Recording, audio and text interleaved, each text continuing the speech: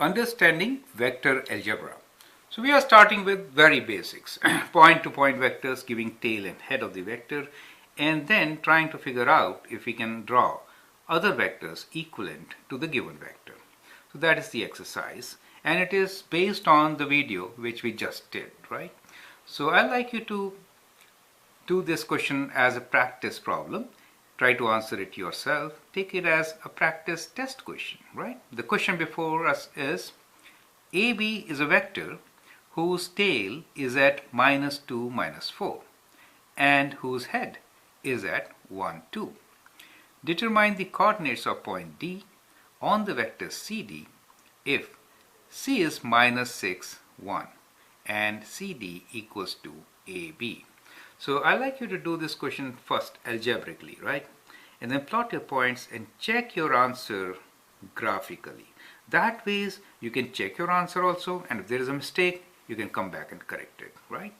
Part B is determine the coordinates of point E on vector EF if F is given to you as 3, 4 and EF is equal to AB, right?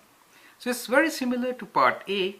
The only difference is now here we are given the head and you need to find tail. Earlier we gave you the position of the tail and you wanted to find head, right? So that is how these two parts are related.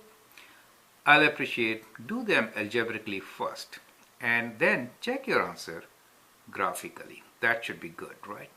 In case you find any difficulty, you can always come back to me, or better will be go back to the last video where we are discussing exactly the same thing, right?